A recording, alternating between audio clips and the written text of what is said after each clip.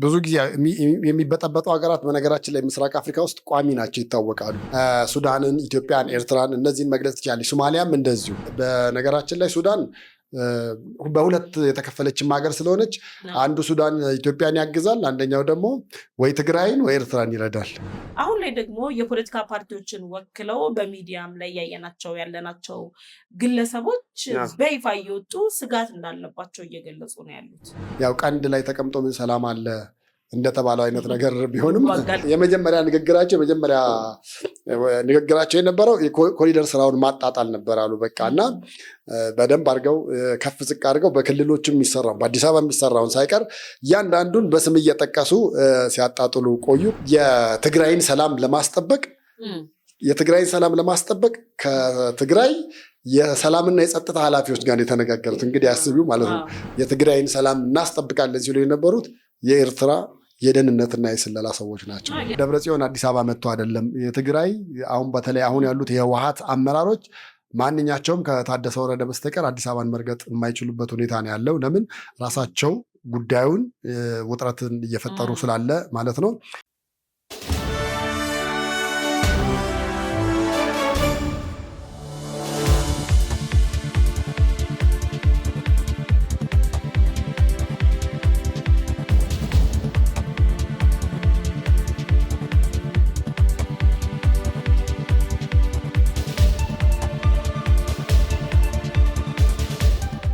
ሰላም እንዴት ናችሁ? ይህ ምቹ ሚዲያ ነው። ምቹ ሚዲያ እንግዲህ በሳምንቱ በኢትዮጵያ እንዲሁም ደግሞ በአፍሪካ ቀንድ የተፈጠሩ ኢኮኖሚያዊ፣ ማህበራዊና ፖለቲካዊ ጉዳዮችን በዳሰሳ የምንቃኝበትና ቆይታ የምናደርግበት ሰዓታችን ላይ ደርሰናል። እኔ ፍሬ ህይወት ዮሐንስ ነኝ። እንዲሁም ደግሞ ጋዜጠኛ ቴድሮስ ካሳሁን በጋራ በመሆን አብረናችሁ ቆይታ የምናደርግ ይሆናል።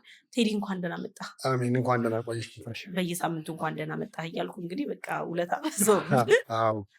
እንግዲህ በዛሬው ቆይታችን ላይ በኢትዮጵያና በኤርትራ መካከል ያለው አሁናዊ ውጥረት እየተባባሰ መጥቶ ሁለቱ ሀገራት ወደ ለየለት ግጭት ወይም ጦርነት ያመራሉ የሚሉ ዓለም አቀፍ ሚዲያ ተቋማት፣ ፖለቲከኞች ሀሳባቸውን እየገለጹ ባሉበት በዚህ ወቅት ላይ እንግዲህ የኢትዮጵያ ውጭ ጉዳይ ሚኒስትር ዶክተር ጌዲዮን ጢሞቴዎስን እንዲሁም ደግሞ ጠቅላይ ሚኒስትሩ በይፋ የኤርትራ ጦር ኢትዮጵያን ለቆ እንዲወጣ በትግራይ ክልል እያደረገ ያለውን እንቅስቃሴ እንዲያቆም ጥሪ ቀርቦ በኤርትራ በኩል ይፋዊ ምላሾች አልተሰጡም ወይም ደግሞ አካባቢውን ለቀው ባልወጡበት ሁኔታ ላይ አፍሪካን ኢንተለጀንስ የተባለው የሚዲያ ተቋም ደግሞ አዲስ አነጋጋሪ መረጃን ይዞ ብቅ ብሏል።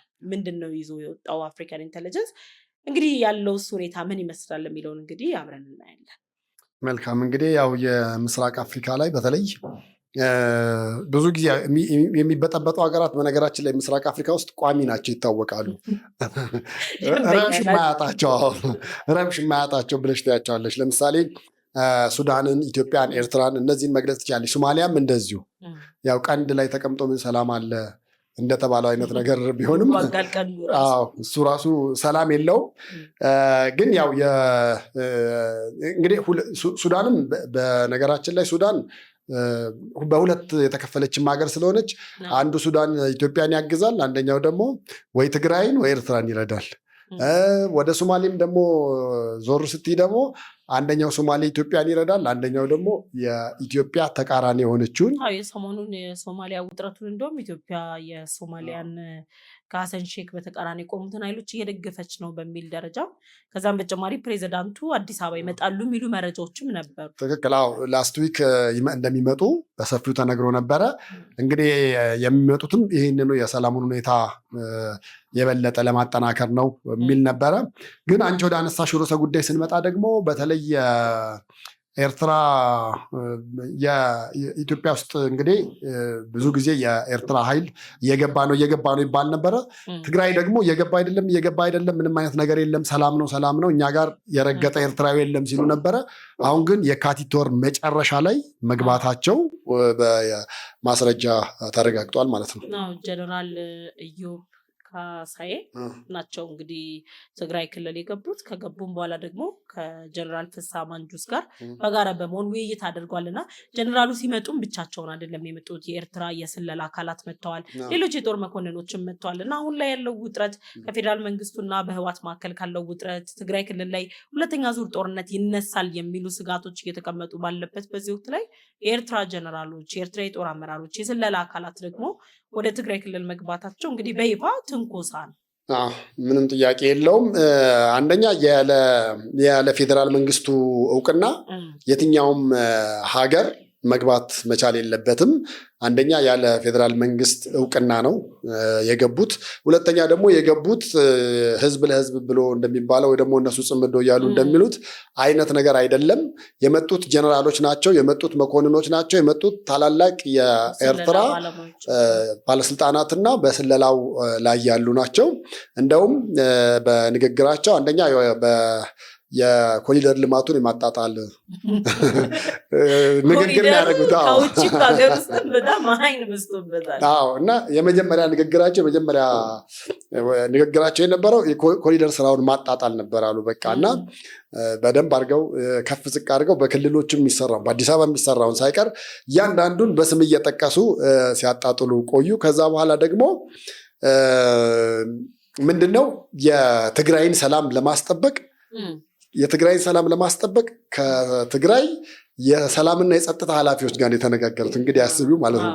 ፌዴራል መንግስት እያለ የራሳችን መንግስት እያለ እሱ በጸጥታው ላይ ኢንቮልቭ ያደርጋል ተብሎ ሲታሰብ፣ ነገር ግን የመጡትና በጉዳዩ ላይ ሰፊ ትንታኔና ማብራሪያ የሚሰጡ የነበሩትና የትግራይን ሰላም እናስጠብቃለን ሲሉ የነበሩት የኤርትራ የደህንነትና የስለላ ሰዎች ናቸው። የራሳቸውን ይበል። አሁን እኮ ባለው ሁኔታ ኤርትራ እንግዲህ ከመካከለኛው ምስራቅ ጦርነት ጋርም ተይዞ ከኢራን ጋር ባላት ግንኙነት ስጋት ውስጥ ከሚገኙ ሀገራት መካከል ነች። እንደ ሀገር እንኳን ቆመው ዲሞክራሲያዊ ሀገር ለመሆን የሀገር ሉዓላዊነታቸውን ጥያቄ ምልክት ውስጥ በገባበት በዚህ ወቅት ላይ ከራሳቸው አልፈው በግዳጅ የመለመሉትን ሰራዊት የኢትዮጵያን ጸጥታ እናስጠብቃለን ማለቱ ያው ቀልድ ነው። ከዚሁ ጋር አያይዘው እንግዲህ ጀነራሉ ትግራይ ክልል ገብተዋል እየተባለ ባለበት በዚህ ወቅት ላይ ደግሞ ትናንትና ከትናንት ወዲያ ሱዳን ላይ እንዲሁ የኤርትራ የትግራይና የአማራ ተወካዮች ነን የሚሉ ጽምዶ የሚል ጥምረትን ፈጥረዋል።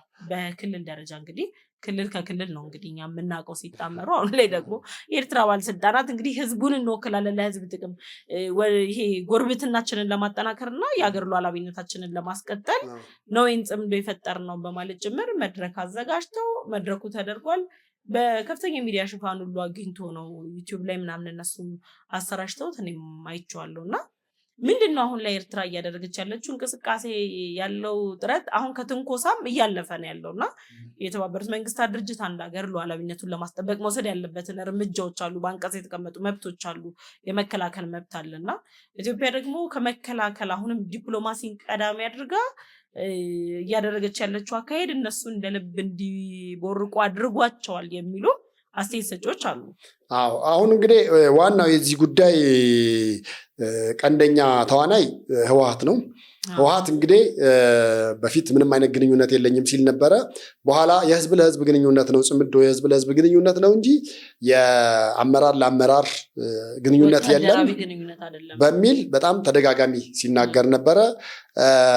በዚህ መሀል እንግዲህ ትናንትና ላይ ደግሞ ከትናንት ወዲያ ደግሞ የፕሪቶሪያው ስምምነት 100% ተጥሷል ወይም ተሽሯል በሚል ህወሓት መግለጫ ወጥቶ ነበረ። በዛ ላይ ደግሞ ታደሰ ወረደ እንግዲህ የትግራይ ጊዜያዊ አስተዳደር ተብሎ ተሾሞ ነበረ።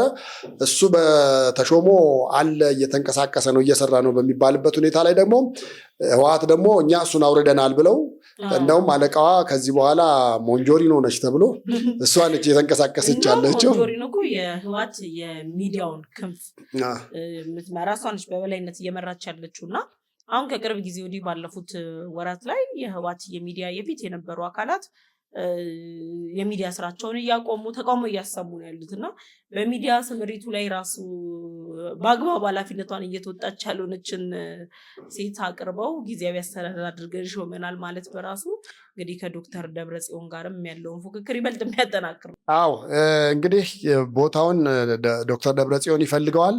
እንደውም አሁን ሰሞን ከስሜነህ ባይፈርስ ጋር ቃለ ምልልስ ያደርጋሉ የሚል መረጃዎች እየተጠበቀ ነው። ግን ደብረጽዮን አዲስ አበባ መጥቶ አይደለም። የትግራይ አሁን በተለይ አሁን ያሉት የህወሓት አመራሮች ማንኛቸውም ከታደሰ ወረደ በስተቀር አዲስ አበባን መርገጥ የማይችሉበት ሁኔታ ነው ያለው። ለምን? ራሳቸው ጉዳዩን ውጥረትን እየፈጠሩ ስላለ ማለት ነው። ታደሰ ወረደ በዚህ አጋጣሚ እንግዲህ የቁም እስረኛ ሆኗል የሚሉ መረጃዎች የሚወጡ ነው። ማለት ወደ አዲስ አበባም እንዳይሄድ ወደ ሌላ ቦታም እንዳይንቀሳቀስ የግል ጠባቂዎቹንም ቀይረውበት ስልኩም ተጠልፎ ሁሉም ነገር አጠቃላይ ክትትል እያደረጉበት እንዳለ እዛ እና ወደ አዲስ አበባም ወደ ፌዴራል መንግስቱን መጥቶ መገናኘት አይችልም። እንደገና እዛው ተቀምጦ ደግሞ ማስተዳደርም አይችልም። አዎ እንደዛ ነው።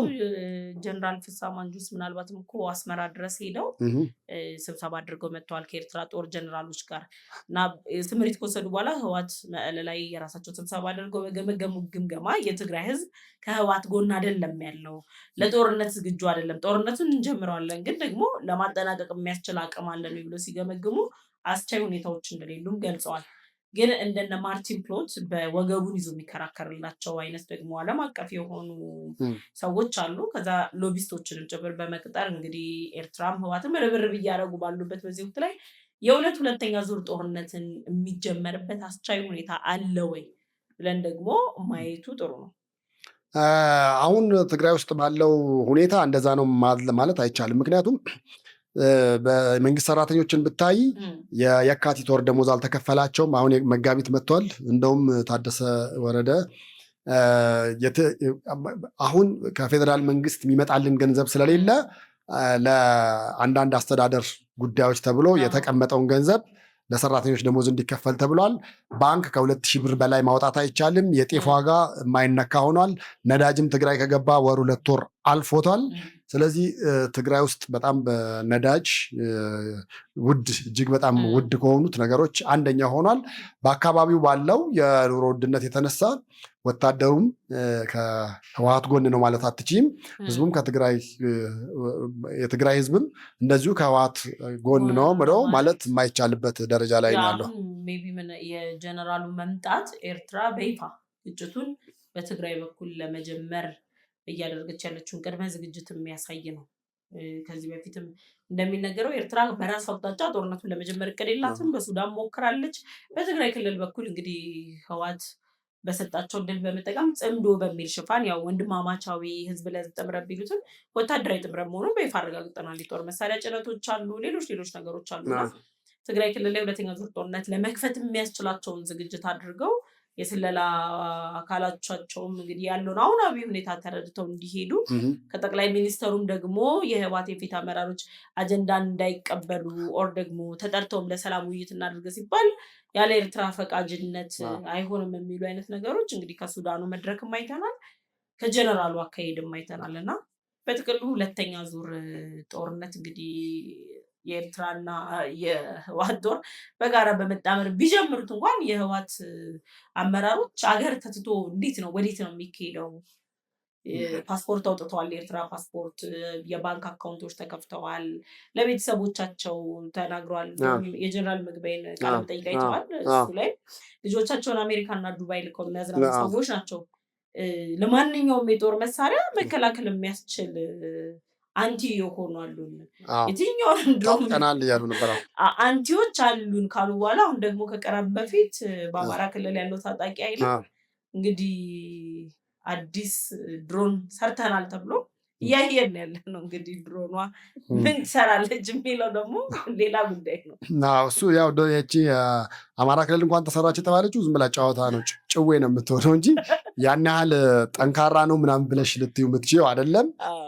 ታርጌቱንም መምታት የሚችል አይደለም። እንደገና ከባድ የሆኑ የጦር መሳሪያዎችን መታጠቅ የሚችል አይደለም። ቪዲዮ ላይ የተለቀቀው ላይ እንደተለቀቀው ባይራክታር ተብላለች። የባይራክታር የጦር ድሮን ያለው አቅምና እቺ ደግሞ ያየናት እንትን የእውነት ማለት ሰዎቹ የያዙት ቀልድ ነው ወይ ምንድን ነው የተያዘው ነገር ብለን ማየትና ቆም ብለን ማስተዋል የሚጠይቅ ጊዜ ላይ ነው። ያ ፕሮፓጋንዳ ነው። እንደዚህ ያለ ነገር እንግዲህ ፌዴራል መንግስት ታጥቀናል ሲል ሌላውም ደግሞ እኛም አለን ታጥቀናል፣ ከማንም አናንስም፣ ጡንቻ የመለካካት ነገር ነው፣ ጫማ የመለካካት ነገር ነው። ከዛ የዘለለ ነገር ነው ብዬ አላምንም፣ አላስብም።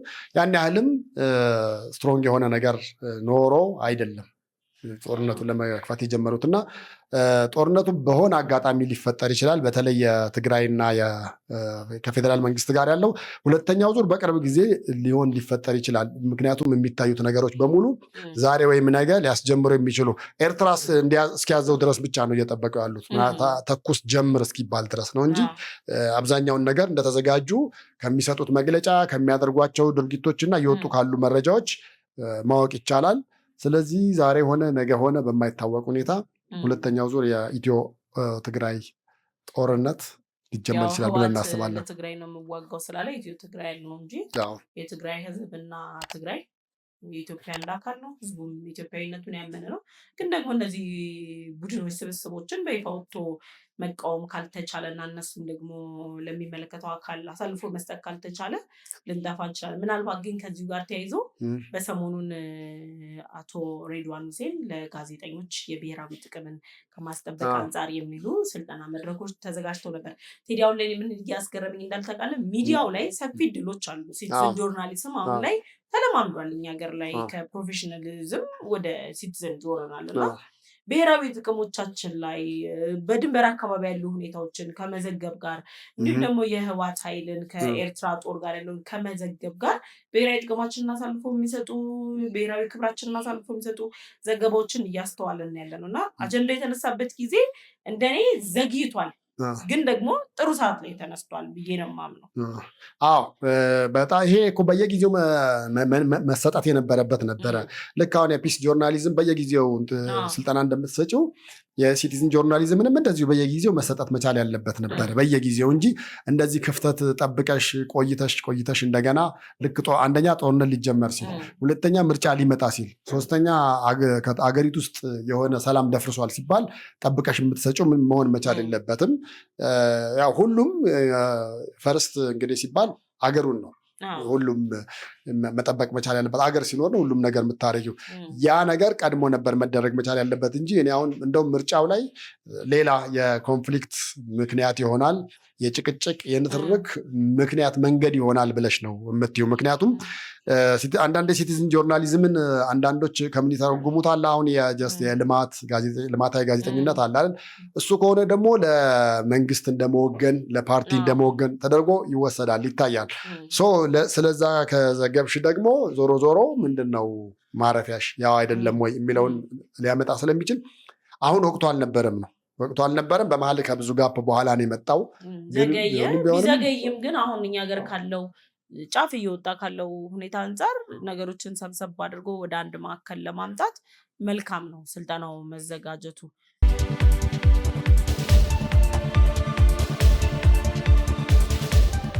የኤርትራው ጀነራል እንግዲህ ወደ ትግራይ ክልል ያደረጉትን ጉዞ መነሻ አድርገን በትግራይ ክልል በኤርትራ እንዲሁም በኢትዮጵያ መካከል ያሉ አሁናዊ ውጥረቶችን በተመለከተ ይህን እንዳሳስንላችሁ ሁለተኛው አጀንዳችን የሚሆነው በሀገራችን እየተካሄደ ያለው የ7ኛው ሀገራዊ ምርጫ ፉክክር ጋር ተይዘው ብዙ ሀሳቦች እየተነሱ ነው ያሉት። ከፖለቲካ ፓርቲዎች አቋምና ቁመና ተነስተን ባሳለፍነው ሳምንት ብዙ አውርተናል። የፖሊሲ ዝግጅት ችግሮች ምናምን እንዳሉ አይተናል። ግን አሁን ላይ ደግሞ የፖለቲካ ፓርቲዎችን ወክለው በሚዲያም ላይ ያለናቸው ግለሰቦች በይፋ እየወጡ ስጋት እንዳለባቸው እየገለጹ ነው ያሉት። የተለያዩ ስጋቶች በይፋ ልታሰር እችላለሁ፣ እንደዚህ አደጋ ሊደርስብኝ ይችላል፣ እማናጋት ኢትዮጵያ አይነት እየተፈጠረች ያለ የሚመስል አይነት ነገሮች እየተንጸባረቁ ነው እና ምናልባት አንዳንድ ጊዜ ፕሮፌሰር ብርሃኑ ነጋም ብለዋል የኛ ሀገር ፖለቲካ ደፋር አላዋቂዎች ይበዙበታል ብለዋል እና አንዳንድ ጊዜ በድፍረት ያደረግናቸው ነገሮች ራሳችንን ሲጸጸተን ይመስለኛል እንደዚህ ልሆን ነው በሚሉ ፍርሃት ውስጥ የምንገባው እና ከፖለቲካ ፓርቲዎቹ ፉክክር ውጭ ፖለቲካ ፓርቲውን የወከሉት አካላት አሁን ላይ ያሉበት ሁኔታ ምንድን ነው? እሱ ብቻም አይደለም። አሁን እኔ በአንድ በኩል የእነሱንም ሀሳብ የምጋራበት መንገድ አለ። ምክንያቱም ብዙ ጊዜ ኢትዮጵያ ውስጥ ምርጫ መጣ ፕሬስ ውጣ የሚባል ነበረ። በተለይ በዘመነ ህወሓት በኢህአዴግ ጊዜ ምርጫ መጣ ፕሬስ ውጣ ይባል ነበር እና ልክ ምርጫ ሲመጣ ፕሬስ እና ፖለቲከኞችን የማዋከብ ነገሮች ነበሩ በፊት። አሁን የበለጠ እንግዲህ ፖለቲካ ፓርቲዎች በዚህ ረገድ ጫና እየደረሰብን ነው ምናምን ብለው የሚሉት ነገር ይኖራል።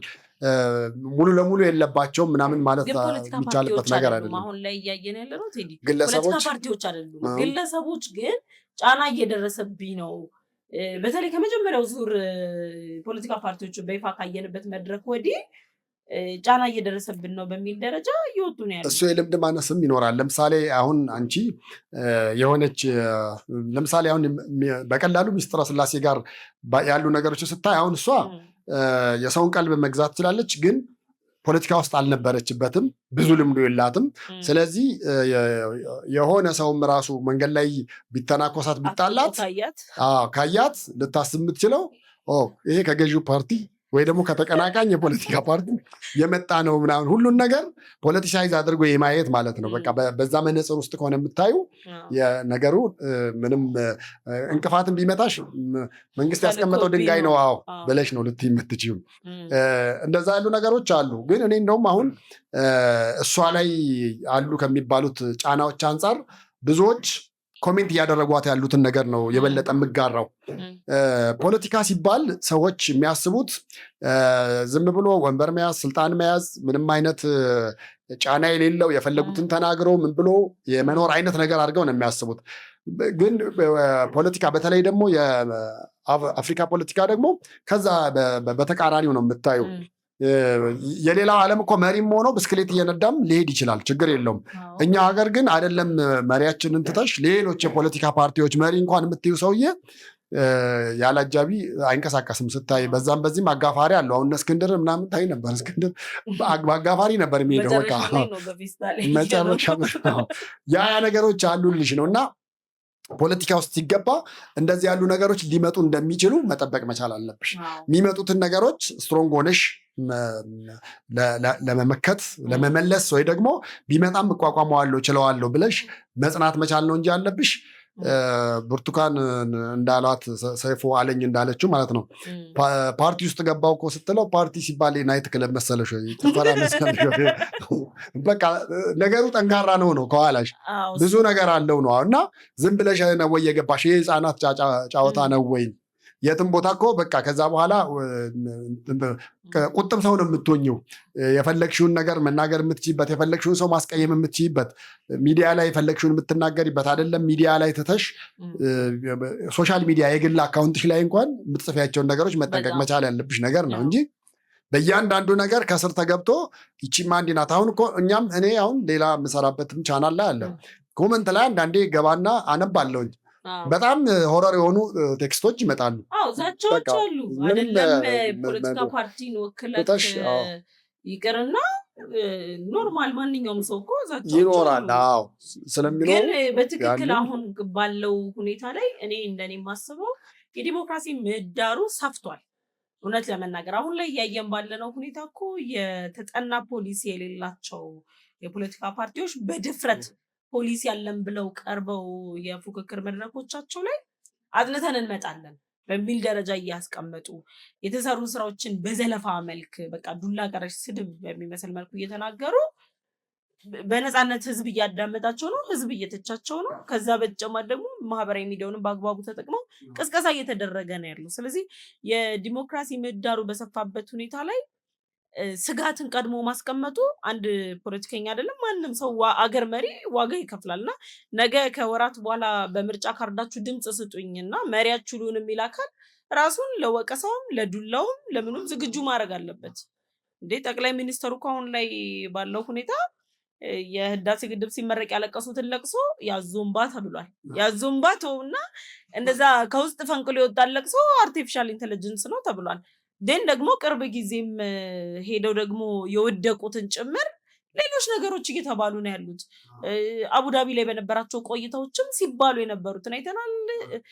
ከኢራን ጋር ተያይዞም ለኢራን እንግዲህ ኮመንት ላይ ሲጻፉ የነበሩትን አይተናል። እነዚህ ሁሉ አንድ የበሰለ ፖለቲከኛ ሃንድል አድርጎ ራሱን አብቅቶ የቆመለትን ዓላማ የሚያሳካባቸው መንገዶች ናቸው።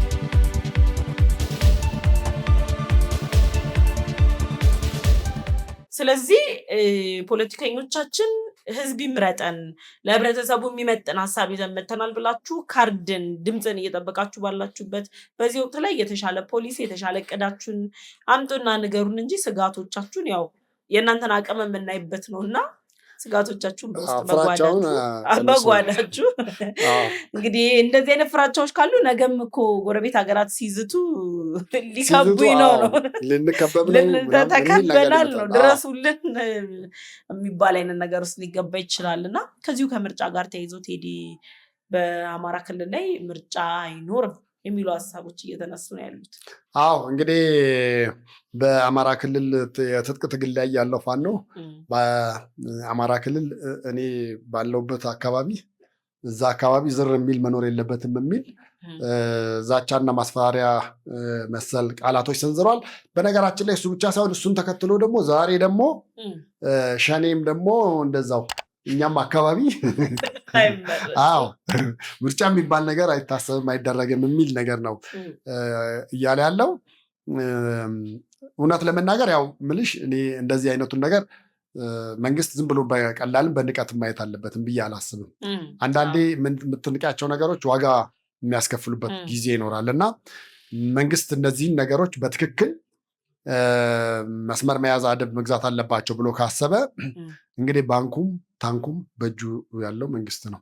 ስለዚህ ምርጫ የሚካሄድበትን ሁኔታ ማመቻቸት መቻል አለበት። የፖለቲካ ፓርቲዎችም እዛ ሄደው በነፃነት ዓላማቸውን ማስተዋወቅ መረጡ እንቅስቃሴ ማከናወን አለባቸው። ከዛ ባሻገር ደግሞ መራጩም ህዝብ አለ። መራጩም ህዝብ እኮ ሲመርጥ ካለ ደህንነቱ የተጠበቀ መሆን መቻል አለበት። እነዚህ ሁሉ ኃላፊነቶች ያሉት ፀሐዩ መንግስት ጋር ነው፣ ማንም ጋር አይደለም። ስለዚህ መንግስት ይህንን በቀላል ሳያይ እንትን ማድረግ መስመር መያዝ መቻል አለበት ነው ብዬ የምልሽ እንጂ አንድ ፖለቲካ ለምሳሌ ፋኖ እንደዛ ብሏል። መንግስት ደግሞ እስቲ ወንድም የሆነ ሚነካሽን ሂጂና እስቲ ቅስቀሳ አድርጊ ብሎ ቢልሽና አንቺ ብትሄጂ መንግስትን ተማምነሽ እዛ ለሚደርስብሽ ነገር ተጠያቂው ማን ነው የሚሆነው ነው። ኦሮሚያ ክልልም እንደዚህ ለምን መሰለሽ ብዙ ጊዜ መንግስትን እኔ በመንግስትን በአንድና አንድ ነገር ልቃወም የሚችለው መንግስት ሰላምን የሚያስጠበቅ መቻል ያለበት እሱ ነው፣ ከመንግስት ነው። ይሄ ኃላፊነትን እወስዳለሁ ብሎ ነው አገር መምራት ውስጥ የገባው። ስለዚህ መንግስት እኛ ዘይትና ሽንኩርት ምናምን ሰንደይ ማርኬት ምናምን እየተባለ ይሄ ችርቻሮውን ለባለ ሀብቱ ትቶ እሱ ሰላም ማስከበሩ ላይ የበለጠ ቢሰራበትና አገሪቱ ሰላም ብትሆን ጥሩ ነው። ምክንያቱም አሁን እኮ ከዚህ ሱሉልታም አልፈሽም እንደመሄድ ባለስልጣናት ሳይቀሩ እኮ በታጣቂዎች ሞቱ። ሰላማዊ ሰው ምንም የማያውቀው ሰው በታጣቂ ተዘረፈ ሲባል መንግስት የለም ወይ ነው። ይህን መነሻ አድርገው ነው እንግዲህ የፖለቲካ ፓርቲዎችም የወጣቶች ፖሊሲያችሁ፣ የኢኮኖሚ ፖሊሲያችሁ፣ የሌሎች ፖሊሲዎቻችሁ ሲባሉ ጦርነትን ማስቆም ነው። ጦርነት እየቆመ ስላልሆነ ነው ከመከላከያ በጀት ላይ ቀንሰን ለጤና እናደርጋለን። ያው መንግስት ራሱ መቆጣጠር አለበት ከሚለው አውድ አውጥተው እነሱ ደግሞ ራሱን ጸባጫሪ ነው መንግስትም የሚል ቢለጥፉትም መንግስት ግን በቁጥጥር አድርጎ እርምጃ መውሰድ አለበት። ያው አደብ ማስያዝ ኃላፊነቱ ሁላችንም እንደምናውቀው የመንግስትና የህብረተሰቡ ነው። ህብረተሰቡን ከመንግስት ጋር መጣመር አለበት። ግን 7ኛው ሀገራዊ ምርጫ ከምርጫ ተወዳዳሪዎች እስከ ማህበራዊ ድረገጾች ድረስ አስገራሚ ነገር ያየንበት። እኔ የኢዜማን የቲክቶክ አካውንት የሚያንቀሳቅሰው ሰው እኔ በጣም በቃ ማለት ቲክቶክ ክሬቲቭ አዋርድ ምናምን ላይ ራሱ ልናያቸው የሚያስችሉ አይነት ሙዚቃ ምርጫዎቻቸው የሚሰሩ አኒሜሽኖች ምናምን በጣም ቅድመ ዝግጅት የተደረገባቸው ከፖሊሲዎች ወጥተዋል። አሁን የእኛ ህዝብ ምን ላይ ነው ትኩረቱ በሚል ደረጃ እንግዲህ እንደዚህ አይነት ነገሮች እያሳዩን ያሉት እና 7ኛው ሀገራዊ ምርጫ እንግዲህ በዘመናችን በበሰለ እድሜያችን እኔ ሳይ 2ኛ ወይ 3ኛ ምርጫ ሊሆን ነው ገና ትንሽ ነሽ ማለት ነው። 2ኛ እንደዛ ነገር ግን ብዙ ለውጦች አይተናል። ግን ደግሞ ሰፊ የሆኑ ክፍተቶችም አሉ። ያው አለመዘጋጀቶች አሉ። እኔ 1-4 ሳላይ አንቀርም በተለይ በደንብ የ97ቱን ምርጫ አውቀዋለሁ። 50% በላይ አይተዋል። 97ቱን አይቻለሁ። ከዛ 2002 አይቻለሁ። ከዛ 2005 ከዛ 2007 ማን ነው 2005 2013 ምናምን እያለ በጣም በቃ ብቻ ኦልሞስት ሁሉንም ልታይ እኮ ምንም አልቀረም። ጥቂት ነው የቀረኝ። እንዴት ነው ግን ለውጡ? እንዴት ነው ከመጀመሪያው አሁን 7ኛው ድረስ የቅድመ ዝግጅቱ ላይ ብቻ ነው? በጣም የሆነ ትውስታ ያለው ምርጫ 97 ነው። ከዛ በፊት ያለው እኔም እንዳንቺ ነበርኩ። የ97 ጊዜ ደግሞ ፍረሽ ጋዜጠኛ ሆነን ገና እነ ብርሃኑ ነጋንም ኢንተርቪው የምናደርግበት ልደቱ አያሌውንም በቃ የግለቱ ሰዓት ኃይለኛ ሙቀት ነው። ያን ጊዜ እንደ ኩያ የምናወራበት የነበረው ነበር። ጋዜጠኛም ያኔ እኮ በጣም ይከበር የነበረ ፖለቲከኞች ጋዜጠኛ መጣ ሲባል ምን ሊያወጣብኝ ነው፣ ምን ተዘጋጅቶ መጣ፣ የትኛውን አንብቦ መጣ ተብሎ በጣም የሚታይበት። እኔ እንደውም አስታውሳለሁ የዩኒቨርሲቲ ተማሪ ሆኜ እንደዚህ ተፎካካሪ ፓርቲዎች ምናምን በስፋት ይነገር የነበረ ጊዜ ላይ ቃለመጠይቅ ለማድረግ ራሱ በጣም እንትን የሚሉበት በቃ ተዘጋጅተ የምትሄድበት። እኔ ፕሮፌሰር በየነ ጴጥሮስን ተማሪ ሆኜ ዩኒቨርሲቲ ተማሪ ሆኜ በአጋጣሚ እንደዚህ ለኢንተርቪው አግኝቻቸው ነበር ተማሪ ሆኜ ስሰራ እና በቃ ሲያወሩ ፖለቲካውን እንድትወደው ኦኬ እኛ ሀገር ለካ ፖለቲካ የሚዘግብ ጋዜጠኛ የለም ምናምን ብለህ ኢንስፓየርድ እንድትሆን ያደርጉሃል። እና በጣም ነበር እሳቸው ራሱ የሚያበረታቱት ምናምን እንደዚህ አይነት ዘገባዎች ስሩ ምናምን። እና አሁን ላይ ግን ያሉት ፖለቲከኞቻችን ከሚጠራቸው የበሰለ የሚዲያ ሰው ይልቅ በደንብ ሊታይላቸው የሚችሉ ዩቲዩቦች ላይ ምናምን በመሄድ ነው እንግዲህ ሀሳባቸውን የሚገልጹት። ጊዜው የፈቀደው እሱ ነው። አሁን ቅድም እንዳነሳሽው ነው የኢዜማ ቲክቶክ ላይ ነው የመጡት እና አንድ ፓርቲ አለ። ምን ይባል መሰለሽ? አዲስ ትውልድ ፓርቲ ነው የሚባለው። እንግዲህ አሁን አዲስ ትውልድ ፓርቲ ከሆነ ኤክስፔክት የምታደርጊው አዲስ ትውልድ የሆነ ወጣት የሆነ ምናምን ነገር ነው አይደለ? ግን አንዴ ያገኘናቸውና እንደዚሁ መጀመሪያ እስቲ ሻይ ቡና እንበለን እናውራ፣ ከዛ በኋላ ወደ ኢንተርቪው እንገባለን ብለን ቁጭ ብለን እሺ አዲስ እንዴት ነው ግን ስናያችሁ በጣም እድሜያችሁ የሄደ ነው፣ ወጣት አመራር አሏቸው ምናምን ስንል 1-2 አሉ አሉ። እሺ ብለን እነሱን ሳንጨርስ ቲክቶክ አላችሁ? የለንም። ፌስቡክ አላችሁ? የለንም። ኢንስታግራም አላችሁ? የለንም። ዩቲዩብ አላችሁ? የለንም። ኦንላይን ሚዲያ ምን አላችሁ? ምንም የለንም። ወጣቶች ፖሊሲያችሁን አቅርቡ የተባለበት መድረክ ላይ ሳልሰማችሁ ምን ያቀርቡ ማለት አዲስ ትውልድ ብለዋል። ለአዲሱ ትውልድ የሚመጥን ፖሊሲ ምንም ነገር የለም። ያው ስያሜውን ስሙን ከመውደድ የተነሳ መቀያየር ነበረባቸው። አሁን አዲስ ትውልድና በተለይ ኢህአፓ ሁለቱ ቢለዋወጡ እነዛም ትንሽ እድሜያቸው የገፋ ስለሆኑ ያሉት አዲስ ትውልድ ውስጥ ኢህአፓን ዲዘርቭ ያደርጉታል ብለሽ ታስቢያለሽ? ያው ኢህአፓ የጥንት ነው። በቃ ያኛውን ደግሞ ወደዚህ ወደዛ ደግሞ ወጣቱን ወደዚህ አመጣሽ። አንዳንዴ ስምና ግብር አብሮ አይሄድም የሚባል ነገር አለ። በጣም በቃ መታረም ያለባቸው በትክክል ናቸው ነው ብለሽ የምትይው። ምክንያቱም ቴሌቪዥን እኮ የአየር ሰዓት እኮ በነገራችን ላይ ውድ ነው አይደለ?